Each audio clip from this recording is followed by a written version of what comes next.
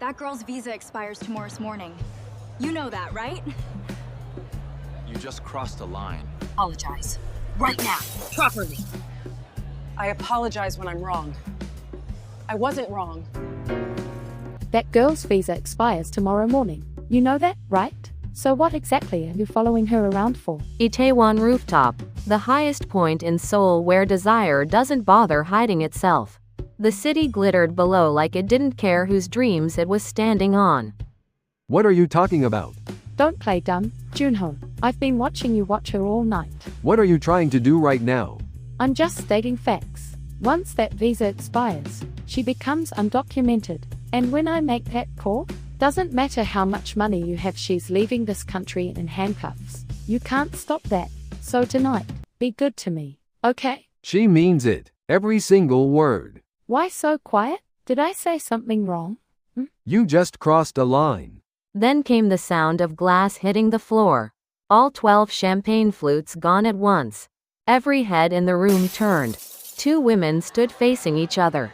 One in a service uniform, her locks pinned neat under her service cap, her deep ebony brown skin catching the chandelier light like she was made for it, full lips pressed together, high cheekbones sharp as a verdict. Large dark eyes holding every gaze that hit them without flinching. The kind of beautiful that makes a room go quiet before anything even happens. One in a ruby red dress. Are you serious right now? Look what you just did. I'm sorry, ma'am. But didn't you just shove me? Excuse me, you got nerve. Apologize. Right now. Properly. I apologize when I'm wrong. I wasn't wrong. The room went quiet. Nobody talked back to Yura. Not here. Not ever. Joy's hands were shaking but her eyes didn't drop. Not even a little. Where did you even come from? You got papers? You even supposed to be working here? Visa. That word hits different every single time. Keep your face straight. Don't let her see it. That's between me and my employer. Watch yourself. Before the night is over, I will have you packing your things. She said it quietly, smiling. And baby, that was the part that made it worse. Below the glittering rooftop, the real Itaewon was breathing through its alleyways, its drunk laughter. Its street food smoke and trot songs drifting from somewhere down the block. Junho couldn't remember the last time he'd come down here. That told you everything you needed to know about him. Joy had changed out of her service uniform, locks unpinned now, falling free around her shoulders. She looked like herself, maybe for the first time all night. I'll cover whatever you lost tonight. You really think money fixes everything, don't you?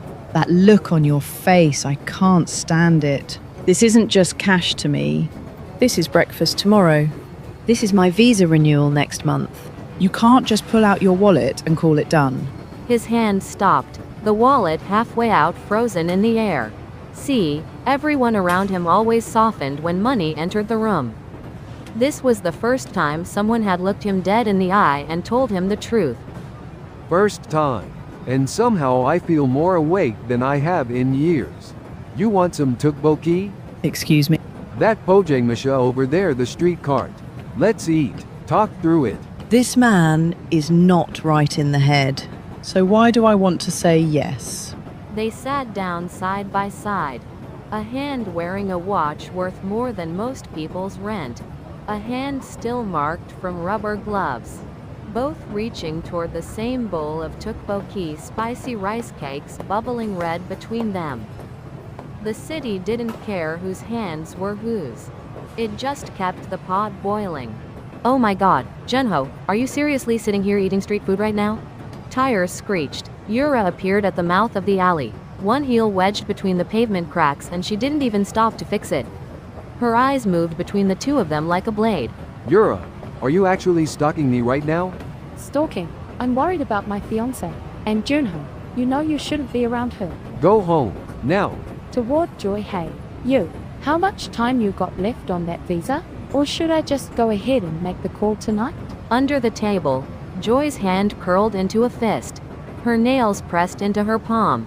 That word came out of Yura's mouth so easy, like she was talking about the weather. Like Joy's entire life was just background noise to her. Undocumented. The word I'm most afraid of, and she just throws it out like it's nothing. That's enough. One more time I won't let it slide. Won't let it slide? And what exactly are you gonna do, Junho? Junho stood up. His eyes met Yura's. That look, the one that had never once backed down from his father, from the boardroom, from anyone. For the first time, Yura took a step back. Fine. Watch yourselves, both of you. The heels clicked away. Quiet settled back into the alley. The tugboat key was still bubbling, like nothing had happened at all. But something had happened, and Joy felt it. Thank you. For what? You could have looked the other way. Looking the other way. That's all I've ever done. Next morning, Junho drove himself, no driver, no escort. He pulled up outside Joy's university and just sat there. He couldn't explain why he'd come. He just kept seeing her eyes from the night before. Couldn't shake them loose. Campus was alive. Students with coffee cups, people stretched out on the lawn reading. Junho took it all in like it was a foreign country. He'd never been to university. His father hadn't allowed it. Then he saw her, coming his way. Jeans and a worn jacket instead of last night's uniform. A thick textbook tucked under her arm. Earbuds in, lips moving, studying while she walked. That was just who she was. Pulling out her earbuds. Wait, why are you here? I was just passing by. Just passing by? Through a university campus? I got nothing. Look, I appreciate last night, but you don't need to worry about me. I handle my own. I know. Then why are you here? He had no answer. Joy looked at him a moment, then reached up to put her earbud back in. That's when it happened. Thud. A stack of papers hit the ground at Joy's feet. On campus, this woman really didn't know how to quit. And this time she hadn't come alone. 2 men in suits flanked her on either side. Your visa paperwork, your scholarship records, one phone call from me and everything you built here crumbles like sand. You think your money can buy my dreams too? That's not how this works. You think I'm bluffing? I'm submitting these to the school this afternoon. By tomorrow, you won't be allowed through those gates. Joy's face went pale, but she didn't move. Her feet stayed planted like they were rooted to the ground. That's what Yura couldn't stand, someone who was supposed to fold, standing straight. Stepping between them, you came all the way to her campus for this? Get out of here, now. I'm protecting our future, Junho. Our future isn't yours to decide alone. Cold smile, no? Then go ask your father whose future matters more. She left. The campus sounds came rushing back. Students passing. No one had any idea what just went down. Just Junho and Joy, standing there in the wreckage of a moment nobody else could see. Can you actually fix this? The things she's threatening if your father finds out. I really could lose everything. I'll handle it. How? He doesn't have a plan. So why is he still standing here like that? He couldn't answer. For the first time in his life, Junho was standing in front of a problem money couldn't touch. And that helplessness? It was foreign to him. Completely foreign. A few days passed. Junho didn't stay away. Behind his father's back, behind Yura's back, he figured out when Joy's last class ended and showed up at the campus gate. When she walked out, he was already there on the bench. Just sitting, waiting. You again. Just passing by. Really? That again? A quiet laugh, Junho. You are a terrible liar. And then he smiled, just for a second, small and awkward, like he'd forgotten how. But Joy caught it. It was a face she'd never seen on him before. Not at the party, not in the alley. Not once until right now. That evening, the rain came. Namsan hillside, neither of them had an umbrella. Joy couldn't remember how they'd ended up walking that road. They just kept walking and somehow wound up there. The way it goes when 2 people aren't ready to say goodbye yet. I'm just a guest in this city. Always have been. There's too much mud on my shoes to be standing next to someone like you. The rain almost swallowed her words. But Junho heard every one. He stopped walking. If there's mud, we wipe it off together. And if you can't walk, I'll carry you. Don't say things like that so easy. It wasn't easy. Your world and my world are not the same. You can have whatever you want.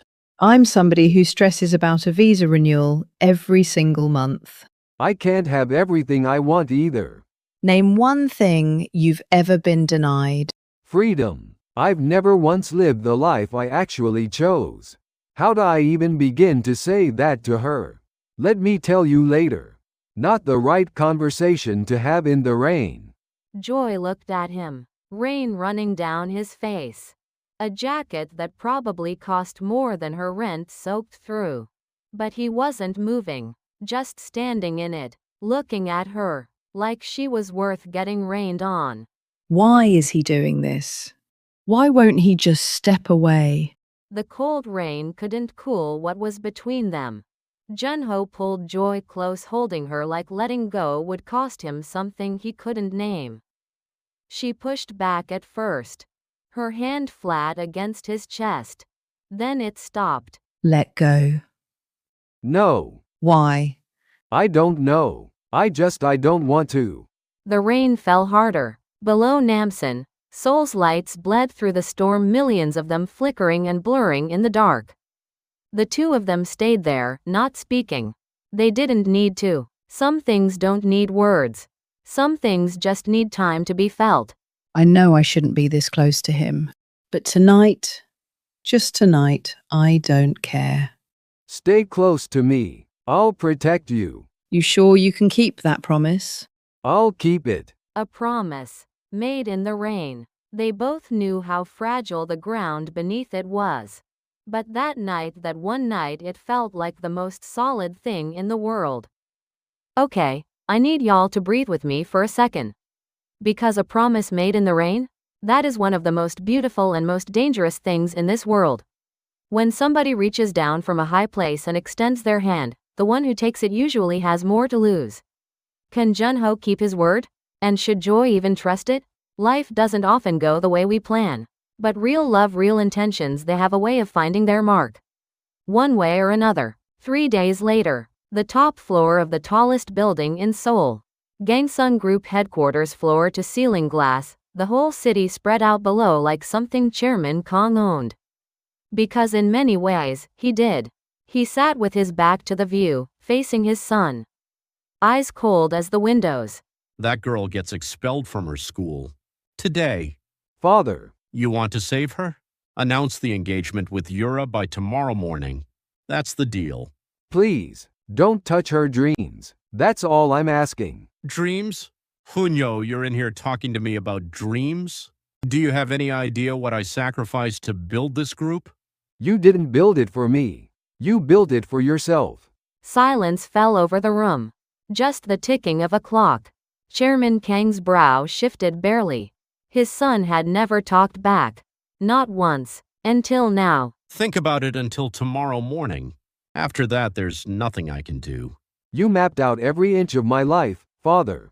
Every single thing. Except this, who I love. That one, you missed. That night, Junho called Joy. It rang and rang. She didn't pick up. He sat in his car for a long time. The promise he'd made in the rain kept circling in his head, wouldn't leave him alone. Morning came. Joy stopped in front of the university bulletin board. Her name was on it. Official notice of expulsion. 3 characters. Clear as anything. Her name. Told you, didn't I? Time to pack up and go back where you came from. Why do you look so surprised? You really thought Junho was gonna swoop in and save you? I did. I actually believed him. Was that the mistake? Bless your heart. But Junho always goes back to his world. That's just reality. Joy didn't say a word. Yura turned and walked away, heels ringing down the hallway. Joy couldn't take her eyes off that bulletin board. She stared at her own name for a long time. Then slowly she raised her head. Don't cry. You cry here, you lose. Airport lobby. Junho was already there. Joy's bags were sitting by his feet. The moment she saw them, she stopped walking. What is this? Cold eyes, Joy. I told you I'm not willing to lose what I have. What are you saying right now? The things I said in the rain, that was emotion talking. I got caught up in the moment. Junho. You want me to give up everything I've built for you? Do I look that foolish to you? Joy's face hardened. Junho didn't look away. Cold, steady, direct. She couldn't know. She had no way of knowing how much it was costing him to hold that look together. So everything you said in the rain, that was all a lie? A promise is a promise. Reality is reality. Take care of yourself, Joy. She picked up her bags, turned around, started walking. Junho watched her go. Didn't move an inch. Couldn't. She disappeared from view. Only then did he close his eyes. I'm sorry. The only way to keep you safe was to become the villain. That was the only move he had. Push her far enough out of his father's reach that she'd be untouchable. He knew how cowardly it was. How much it hurt. People moved through the airport lobby around them like nothing had happened. Nobody knew that right there, in that moment, someone's heart had just shattered into pieces. Gangsung Group Brand Strategy Competition. Prize 50 million won. And below that, the winning submission becomes Gangsung Group's next official brand direction. She read it twice. They used their money to tear me down. I'm going to use my talent to get back up. She started typing. All night long. She drank the coffee cold. Kept going when her eyes went red. When the basin filled up, she emptied it and sat back down. 4 in the morning. 5, 6. She didn't leave that chair until daylight came through the window. That's the kind of woman Joy was. This is my last shot. And I know it. Gangsung Group. You used your money to crush my dream. Now I'm walking straight through your front door. At the same time, Joy started something else. Yura's business corruption in Itaewon. The rumors had been out there a while. She'd been forcing local shop owners to accept outrageous rent hikes. Anyone who refused, she'd use her connections to block their permits and licenses. Joy started going door to door. Voice recorder in her bag. Notepad in hand. You need help? She did the same thing to me. Young lady, you don't want to end up like us by getting involved. Living like nothing can ever change, or fighting back one more time. I know which one I'd rather do. The shop owner hesitated. Then slowly, they began to talk. Joy's recorder was already running. Judging day. Gangsung Group's main conference room. The panel was going through 32 submissions. One remained. Entry Z. Chairman, this submission, this Z, it's in a completely different league. How so? It's not just a marketing strategy. It addresses everything Gangsung has been getting wrong: partnership with local communities, rebuilding consumer trust, brand integrity, all three woven into one cohesive plan. The data is solid. The execution roadmap is specific. Who submitted it? Anonymous. They said they'd only reveal themselves if they chose to. Chairman Kong picked up the document, turned the pages slowly. His eyes moved across every line. The room was still, and then, This one wins. just 3 words. That was enough. At that same moment, Junho was standing in the lobby of his father's building. A month had passed since the airport. He kept stalling the engagement announcement. His father pushed every day. Junho pushed back every day. Never said why. Couldn't. Joy, where are you right now? You doing okay? Phone in his hand. Her number on the screen. He couldn't press call. Didn't feel like he had the right. The screen went dark. He put it in his pocket. Please be okay. Please. He didn't know. Somewhere in that same city, Joy was at her keyboard, moving toward him, toward all of them, slow and steady and sure. The quietest kind of comeback always starts exactly like that. You just have to trust the process. Chapter 6. An engagement announcement. Yura stood just off stage, adjusting her dress. Junho stood at the podium. Microphone in front of him. Low voice Junho. Do this right. 1 sentence. That's all. Quietly, yes, sir. Chairman Kong returned to his seat. Junho stared at the microphone. The hall went quiet, every eye in the room on him. And then the back door opened. Joy, in a suit, tablet in one hand, a sealed envelope in the other. She didn't slow down. She walked the full length of the center aisle, steady as anything, her locks flowing free now. No cap, no uniform, no apology. Her deep ebony brown skin glowing under the stage lights. The kind of beautiful that had always been there, that no uniform had ever been able to contain. The crowd started murmuring. Yura's face went stone. Under her breath, what is she doing here? Stepping up to the mic. Excuse the interruption. My name is Z, the winner of the Gangsung Group Brand Strategy Competition. The room buzzed. The head judge rose from his seat. That's correct. This is the winner, selected personally by the chairman. Chairman Kang's eyes went wide. He recognized her. So did Yura. So did Junho. Junho's hand gripped the edge of the podium. Joy, it was you the whole time? Honesty. I'm here to talk about what Gangsung Group could be for the people of Seoul, especially for the small business owners in Itaewon's back alleys. She raised her tablet. The screen connected to the main display behind her.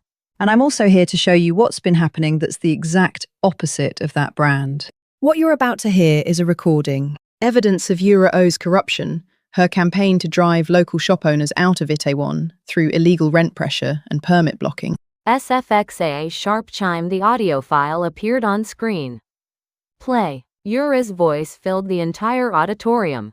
Rent threats, permit manipulation, verbal abuse toward business owners. The room froze. Every single person in that hall froze. Shooting to her feet, that's edited. You cut out the context. The unedited original has already been submitted to the relevant authorities. They'll sort out the context. Yura's face drained. Camera flashes started popping throughout the room. Chairman Kong hadn't moved. His eyes were closed. They stayed closed for a long time. And Joy just stood there. Still, certain, like she'd always known it would come to this. While the auditorium was still in an uproar, Junho walked to the microphone. Nobody saw it coming. Chairman Kong opened his eyes. Quietly, Junho. Gripping the mic effective today, I am relinquishing all rights to succession. The room went completely silent. You couldn't hear a breath. I'd rather walk a dirt road with someone I love than stand behind a wall built on all of this. He let go of the mic, then walked slow and deliberate toward Joy. Every eye in the room followed. Camera flashes again. Chairman Kong said nothing. Yura shoved her chair back and walked out. Low voice. What are you doing right now? Low voice, I'm late. But I'm here to keep my promise. You know this means everything's over for you. I know. No regrets? I've been locked inside buildings my whole life. Today I finally looked up and saw the sky. Joy's eyes filled. She dropped her head. Her shoulders trembled just barely. The kind of trembling that happens when someone has been holding it together for so long, and finally doesn't have to anymore. Spring. Morning light settling into the Itaewon alleyways. The Pojangmasha auntie rolling up her cart. The cafe owner setting out chairs. The flower shop grandfather watering his plants. 1 month after the shareholders' meeting, and the whole thing felt like a dream. Junho, you really don't regret it? All those buildings, they belong to someone else now. I spent years surrounded by glass towers and never once looked up. Today I did, because you're here. That's real sweet. But practically speaking, what's the plan? Eat first. Eat? The tteokbokki here is good. This is where we met. Joy laughed. A real laugh, full and open, the kind she hadn't had in a while. Junho laughed too. Awkward, but genuine. They sat down side by side in front of the street cart. Just like that first night. Except everything was different. That first night, neither of them knew that this seat, this corner, this moment would stretch into something this long and this warm. After they ate, they walked the alley together.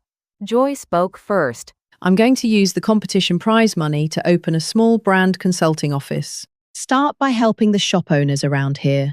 By yourself? Why? You trying to join? I do have a business background. Corporate Chaebol management and community business consulting are not the same thing. Which is why I'd be learning. Joy looked at him, trying to figure out if he meant it. Junho didn't blink, same as always. I can't pay you. Not for a while. I know. The office is tiny, right below my rooftop room. I know. You sure you still want in? Joy. What? Can I be the one to cross the line this time? Joy stopped walking. So did Junho. The spring wind moved through the Itaewon alley between them. And Joy nodded slowly, barely, but clearly. Girl, she nodded. 6 months later, Joy's brand consulting office had found its home right in the middle of Itaewon's alleyways. The sign was small, but the door was always open. Junho came in first every morning. 2 cups of coffee already poured, waiting for her. You're early again. Coffee gets cold. That's really the reason. I wanted to see your face. Joy picked up her coffee, took a sip. Through the window, the Itaewon alley, morning light reaching all the way to the end of the block. The flower shop grandfather waved. Joy waved back. Junho waved too. Seoul doesn't feel cold to me anymore. It feels like home. Our home. Something we're building together. Home. Why? That sounds strange? No, I like it. Feels like for the first time I actually have one. They sat side by side, looking out at the alley. The day was starting. Shop owners unlocking their gates. People moving through. A stray cat stretching out in a patch of sun. An ordinary morning, but for the two of them the most extraordinary one there ever was. Seoul was the backdrop for this story. But what this story was really about was a man who came down from a high place, and a woman who lifted herself up from a low one. And the moment they finally stood at the same level and truly saw each other. Money couldn't stop it, status couldn't stop it, a visa couldn't stop it. And the narrowest alley in the city turned out to hold more world than the tallest building ever could. Life lessons from this story. So what is this story trying to tell us? When you judge a person only by what they have, you miss everything they are. Junho looked down at Seoul from a penthouse. Joy looked up at it from a rooftop room. Same city, completely different worlds. And that gap, that's the whole point. When fear is pressing down on you, when it feels like everything is being taken, don't let go of your talent. Don't let go of your integrity. The world will see it. Maybe not today, but it will. And love? Love is not looking down at someone from above. Love is standing on the same ground, side by side.